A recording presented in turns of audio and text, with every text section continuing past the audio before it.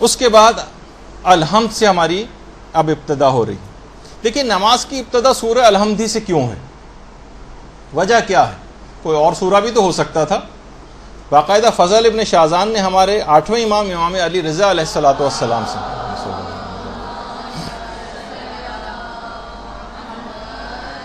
سے روایت بیان کی ہے کہ امام نے فرمایا کہ قرآن میں کوئی سورہ اور کلام ایسا نہیں ہے جس میں سورہ حمد کے برابر خیر و برکت پائی جاتی ہو. باقاعدہ من لا یحضرہ الفقیہ کی روایت. اتنا اہم سورہ کہ پورے قرآن میں کوئی کلام ایسا نہیں ہے پروردگار کا جو اس سے زیادہ خیر و برکت کا حامل ہو. اس وجہ سے سورہ الحمد سے نماز کا آغاز کیا گیا. اور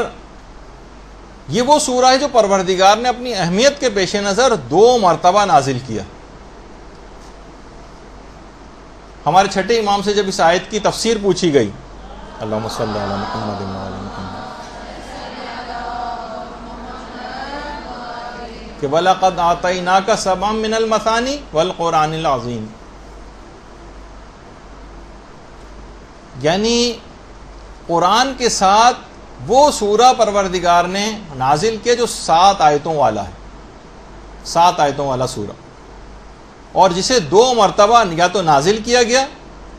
یا یہ بھی وجہ بہت سی جگہوں پہ بیان ہوئی ہے کہ اس کو نماز میں 2 رکعتوں، جو پہلی 2 رکعتیں اس میں 2 دفعہ پڑھا جاتا ہے، اس وجہ سے بھی اس کو من المثانی یعنی 2 دفعہ پڑھے جانے والا سورہ قرار دیا. مستدرک الوسائل کی جو روایت ہے. اور یہ بھی سورہ 2 دفعہ نازل ہوا، اور ایک سورہ اور 2 دفعہ نازل ہوا ہے جسے سورہ کوثر کہا جاتا ہے. ایک دفعہ مکے میں نازل ہوا تھا سورہ کوثر، اور ایک دفعہ مدینے میں. اچھا، ابھی معراج کی تاریخ گزری کہ پیغمبر اسلام جب معراج پر تشریف لے گئے تھے تو وہاں پر پیغمبر کو نماز کا حکم ہوا. پیغمبر نماز کے لیے کھڑے ہو گئے تو پروردگار کی طرف سے وحی آئی کہ اے میرے بندے میرا نام تو لو. تو پیغمبر اسلام نے اس وقت کہا اللہ اکبر. پھر اس کے بعد پیغمبر نے کہا بسم اللہ الرحمن الرحیم، اور اس وجہ سے روایتوں میں بیان ہوا کہ بسم اللہ کو ہر سورے کے شروع میں رکھا گیا. اور پھر اس کے بعد پروردگار کی طرف سے پھر وہی نازل ہوئی، میرے بندے میری حمد تو کرو. اس کے بعد پیغمبر اسلام نے سورہ الحمد کی تلاوت شروع کی. باقاعدہ جو اصول کافی کی روایت ہے، اس طریقے سے نمازوں کے اندر یہ طریقہ کار قرار پایا کہ نمازوں میں پہلی اور دوسری رکعت میں الحمد کا جو ہے سورہ وہ پڑھا جاتا ہے. اور یہ بھی کہ اس سورے کو پڑھنے سے 2/3 قرآن پڑھنے کا ثواب آپ کو ملتا ہے. سوچئے آپ کتنی ساری ہر رکعت کے اندر، ہر نماز کے اندر کم سے کم 2 دفعہ تو آپ پڑھتی ہیں، اور ہر دفعہ ایک سورہ الحمد پڑھنے سے 2/3 2/3 آف قرآن، یعنی ایک 1/3 اور ملا دیا جائے تو قرآن پورا ہو جائے.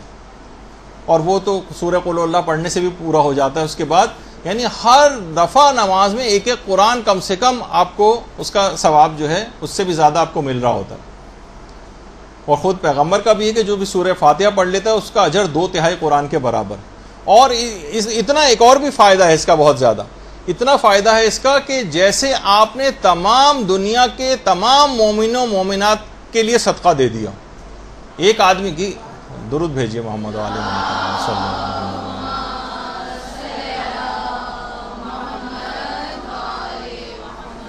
باقاعدہ تفسیر مجموع البیان کے اندر جو پہلی جلد ہے اس کے اندر سورہ الحمد کے ذیل میں یہ بات بیان ہوئی ہے، یہ والی روایت، کہ تمام دنیا کے مومنین و مومنات کی طرف سے گویا آپ نے صدقہ دے دیا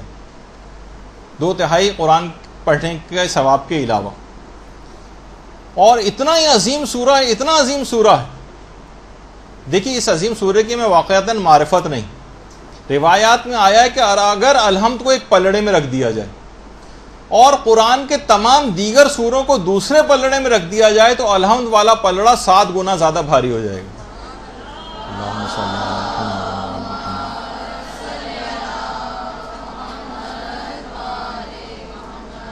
7 گنا زیادہ بھاری قرآن کے دیگر تمام سوروں کے مقابلے میں الحمد کا سورہ. اب کتنی سرسری بیزاری اور اس سے ہم پڑھتے ہوئے جاتے ہیں اس سورے کو. اور یہ جب سورہ نازل ہوا تھا تو واقعتاً شیطان نے اس وقت نالہ و فریاد کیا تھا. اور پیغمبر اسلام نے ایک اور خاص موقع پہ دیکھیں، عام زندگی میں بھی وہ ہے نا، نماز سے مدد لو، نماز کے اندر سورہ الحمد پڑھی جاتی ہے لیکن عام زندگی میں اس سے مدد لی جا سکتی. خاص طور پر پیغمبر نے جو درد جس وقت جسم میں کسی جگہ واقع ہو رہا ہو، سر میں یا جسم کسی اور جگہ، اس وقت سورہ الحمد پڑھنے کی بہت تاکید ہے۔ قرآن کے ذریعے بھی باقاعدہ بہت سارے علماء نے پوری کتابیں لکھی ہیں قرآن سے علاج کے سلسلے میں، تو اس کے اندر سے ایک بات یہ بھی ہے۔ اچھا، اسی طرح سے یعنی تو درد کی جگہوں پر، اس کے علاوہ علماء نے ایک بات اور کہی، سورہ کے اندر ایک خصوصیت یہ بھی ہے کہ پروردگار عالم نے آپ کو ایک اعزاز بخشا ہے کہ براہ راست اس سورہ کی تلاوت میں آپ کی پروردگار عالم سے براہ راست بات چیت ہوتی ہے، نہ درمیان میں نہ کوئی واسطہ فرشتہ ہے نہ کوئی ملک ہے، کوئی بھی درمیان میں ہے ہی نہیں، آپ ہیں اور پروردگار عالم۔ کتنا بڑا اعزاز ہے کہ سورہ الحمد جس وقت ہم پڑھتے ہیں براہ راست پروردگار عالم سے ہماری بات چیت ہو رہی ہوتی۔ پیغمبر اسلام کی اپنی حیات ظاہریہ میں بھی اس سورے کو فاتحۃ الکتاب کے نام سے یاد کیا جاتا تھا، قرآن کا آغاز کرنے والی سورہ۔ یہاں سے علماء فرماتے ہیں کہ اس نام سے بھی ایک مسئلہ حل ہوتا ہے کہ جو یہ لوگ کہتے ہیں کہ قرآن پیغمبر اسلام کے دور میں جمع نہیں ہوا تھا بلکہ بعد کے زمانے کے جو حکمران آتے رہے ان لوگوں نے قرآن کو جمع کیا ہے، علماء اس نام کو بھی ایک دلیل کے طور پر دیگر دلائل کے ساتھ اس کو بھی دلیل بناتے ہیں کہ رسول کے دور میں قرآن پورا جمع ہو چکا تھا، اور اس کے شروع میں سورہ الحمد تھی، جب بھی تو رسول کے زمانے میں سے فاتحۃ الکتاب کہا جاتا تھا، قرآن کا آغاز کرنے والی سورہ، جب کوئی چیز ہی نہیں تھی، قرآن جمع ہی نہیں تھا، لوگوں کے صحابہ کے دل وغیرہ میں تھا، تو قرآن کا آغاز کرنے والا سورہ اس کو کیسے کہا جا سکتا ہے؟ قرآن تو کوئی فزیکل صورت میں مکمل طور پر موجود ہی نہیں تھا ان لوگوں کے نظریے کے مطابق۔ تو علماء کہتے ہیں اس کے معنی بھی ہیں کہ قرآن پیغمبر اسلام کی اپنی زندگی میں جمع ہو چکا تھا۔ جہاں تک وہ روایات ہیں کہ جن میں امیر المومنین کے قرآن کو جمع کرنے کا تذکرہ، اللہم صلی علی محمد و علی محمد، وہ اصلاً قرآن کی تمام آیات کو ان کے شان نزول و تفاسیر کے ساتھ جمع کرنے کے متعلق، نہ کہ خود قرآن کے متعلق۔ اور ایک اور حدیث بھی ہے جس کو لوگ اس طور پر کبھی نہیں لیتے، اس سے بھی ایک بہت بڑا مسئلہ حل ہوتا ہے، حالانکہ وہ حدیث کتنی مشہور، انی تارکن فیکم الثقلین کتاب اللہ و عطرتی اہل بیتی، میں تمہارے درمیان دو گراں قدر چیزیں چھوڑ کر جا رہا ہوں، کتاب خدا اور میری عطرت و اہل بیت۔ اس کا مطلب یہ ہے، علماء فرماتے ہیں کہ کتاب خدا کمپائلڈ فارم میں پیغمبر اسلام کے زمانے میں موجود تھی، اگر یہ منتشر ہوتی، فقط صحابہ کے سینوں میں ہوتی، یا متفرق طور پر کسی جگہ درخت کی چھال پہ کہیں کوئی چیز لکھی ہوئی ہے، کسی جگہ کوئی چیز لکھی ہوئی ہے، متفرق ہوتی، تو اس پر کتاب کا اطلاق نہیں ہو سکتا تھا۔ اس کا مطلب ہے کہ کتاب خدا اس زمانے میں اسی طریقے سے موجود تھی کہ جس طرح آج کل ہمارے درمیان ہمارے ہاتھوں میں قرآن ہوتا ہے۔ اس کی شیپ ان چیز کی الگ ہو سکتی ہے کہ درخت کی چھال پر ہو، یا کسی اور زمانے میں ظاہر چھاپہ خانی اس طرح کے قرآن نہیں ہوتے تھے، لیکن جب پیغمبر فرما گئے ہیں کہ میں دو برابر کی چیزیں چھوڑ کر جا رہا ہوں جس میں ایک کتاب خدا ہے، تو اس کا مطلب ہے کتاب خدا اس زمانے میں موجود تھی، اور یہ جو کہا جاتا ہے کہ بعد کے حکمرانوں نے اس کو جمع کیا، یہ بات صحیح نہیں۔ یہ 7 آیات پر مشتمل مکی سورہ ہے، اور سورہ الحمد کا معرفت دلانے کے لیے کہ اس کے 20 نام ہیں۔ اس کو سورہ حمد بھی کہتے ہیں، اس کا نام سورہ شکر بھی ہے، اس کا نام سورہ فاتحہ بھی ہے، اس کو سبع مثانی بھی کہا جاتا ہے، ام الکتاب بھی کہا جاتا ہے، ام القرآن بھی کہا جاتا ہے، کنز بھی کہا جاتا ہے، یعنی بہت بڑا خزانہ۔ اور خاص طور پر ایک چیز اور بھی ہے کہ اس کا جو فائدہ ہے، عام طور پر گھروں میں کبھی ایسی صورتحال یا ایمرجنسیز پیش آ جائیں، اور وہ کہ اگر کوئی شخص بے ہوش ہو جائے تو اس وقت بھی سورہ الحمد کے ذریعے آپ اسے ہوش میں لا سکتے ہیں۔ ایک صحابی ابو سلیمان کہتے تھے کہ پیغمبر اسلام کے ساتھ ہم لوگ جنگ میں مصروف تھے کہ ہمارا ایک ساتھی بے ہوش ہو کر گر پڑا، ساتھی بے ہوش ہو گیا، صحابہ میں سے کسی نے اس کے کان میں سورہ الحمد پڑھی، اسی وقت اس صحابی کو ہوش آ گیا۔ اللہم صلی علی محمد و علی محمد۔ وہ فرماتے ہیں کہ ہم سب لوگ دوڑے دوڑے پیغمبر اسلام کے پاس آئے، ان کو یہ واقعہ سنایا۔ پیغمبر اسلام نے فرمایا سورہ الحمد ام القرآن ہے جس میں ہر مرض کی شفا ہے۔ کوئی حیرانگی کی بات نہیں کہ شخص ہوش میں آ گیا، قرآن میں تو ہر سورہ الحمد کے اندر ہر مرض کی شفا موجود ہے۔ تو اگر کبھی ایسا موقع بھی پیش آ جائے، کوئی گھر میں کوئی بے ہوش ہو جائے، چکر آ جائیں، گر جائے، یا کوئی اور اس طرح سے انکانشیس ہو جائے، تو اس وقت بھی سورہ الحمد پڑھنے کی بہت تاکید۔ اس لحاظ سے علماء کرتے ہیں کہ اس واقعے کے اندر بھی یہ بات ملی ہے اور پیغمبر سے اس کی تصدیق بھی صحابہ نے کروائی تھی۔ اچھا جب آپ پڑھتی ہیں سورہ الحمد، اب جب آپ سورہ الحمد پڑھنا شروع کریں گی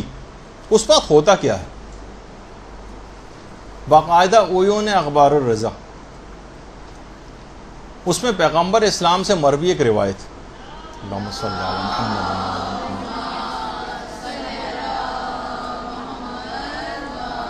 روایت پیغمبر فرماتے ہیں جب بندہ یہ کہتا ہے بسم اللہ الرحمن الرحیم تو پروردگار عالم فرشتوں سے کہتا ہے کہ اس نے میرے نام سے ابتدا کی ہے، فرشتوں مجھ پر لازم ہے کہ اس کے تمام کاموں کو اب میں انجام تک پہنچاؤں گا اور ہر حال میں اس کو برکت عطا کروں گا۔ اس کے بعد جب یہ اگلا جملہ کہتا ہے الحمدللہ رب العالمین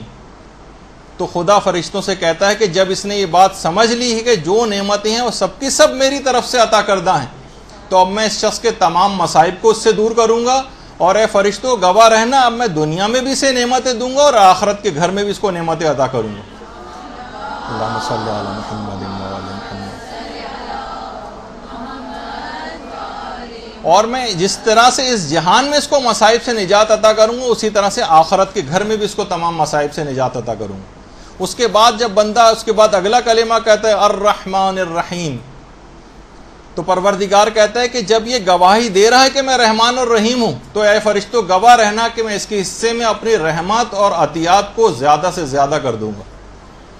اور جس وقت یہ کہتا ہے مالک یوم الدین، ایک پروردگار فرشتوں سے کہتا ہے فرشتوں گواہ رہنا کہ اس نے روز قیامت میری مالکیت کا اعتراف کر لیا ہے، اب میں اس کے حساب و کتاب والے دن اس کے حساب و کتاب میں آسانی پیدا کروں گا اور اس کی تمام نیکیوں کو قبول کر لوں گا اور اس کے تمام گناہوں کو معاف کر دوں گا۔ اس کے بعد جب بندہ کہتا ہے ایاک نعبد، پروردگار کہتا ہے اس نے بالکل سچ کہا، یہ میری ہی عبادت کرتا ہے، فرشتوں اب گواہ رہنا کہ اس کی عبادت پر میں اس کو ایسا ثواب عطا کروں گا کہ جو اس کے مخالف لوگ ہیں وہ اس پر رشک کریں گے۔ دیکھیے بہت اہم بات ہے، اس کے جتنے مخالفین ہیں وہ اس پر رشک کریں گے، میں اتنا ثواب اس کو دوں گا۔ اور جس وقت وہ کہتا ہے ایاک نستعین تو پروردگار کہتا ہے کہ اس نے مجھ سے مدد چاہیے اور میری پناہ طلبی اس نے طلب کی ہے، اے فرشتوں گواہ رہنا کہ اب میں اس کے تمام کاموں میں اس کی مدد کروں گا اور تمام سختیوں اور تنگیوں میں اس کی مدد کو پہنچوں گا۔ اور اس کے بعد جب یہ کہتا ہے اہدنا الصراط المستقیم اور یہاں سے لے کر علیہم ولا الضالین تک جب یہ کہتا ہے تو پروردگار فرشتوں سے مخاطب کر کے کہتا ہے کہ میرے بندے کی یہ خواہش بھی پوری ہو گئی، اب یہ کچھ بھی مجھ سے مانگے گا میں اس کی تمام دعاؤں کو قبول کروں گا، اور جس چیز کی اس نے امید مجھ سے لگائے بیٹھا ہے میں ان تمام چیزوں کو اس کو عطا کروں گا، اور تمام ان چیزوں سے جن سے یہ خائف ہے اس سے اب اس کو مامون قرار دے دوں گا۔ تو آپ نے دیکھا باقاعدہ تفسیر المیزان کی پہلی جلد میں عیون اخبار الرضا وغیرہ کے اندر سب کے اندر یہ روایت موجود ہے کہ جس وقت آپ سورہ الحمد پڑھتی ہیں تو پروردگار فرشتوں سے اس وقت ہم کلام ہو کہ یہ باتیں آپ کے لیے کہہ رہا ہوتا ہے، تو اتنا سرسری طریقے سے سورہ الحمد کو پڑھا جائے، کتنی اہم بات ہے کہ اتنی چیزیں پروردگار عالم آپ سے وعدے کر رہا ہے کہ میں یہ کام کروں گا، یہ کروں گا، تمہاری ہر مدد کو پہنچوں گا، ہر طرح کی امداد کروں گا، تمام اعمال کو قبول کر لوں گا، ہر قسم کے خوف اور مصیبت سے نجات دوں گا اور آخرت تک میں نجات دے دوں گا، تمام وعدے پروردگار اس الحمد کے نتیجے میں آپ سے پروردگار کر رہا ہے۔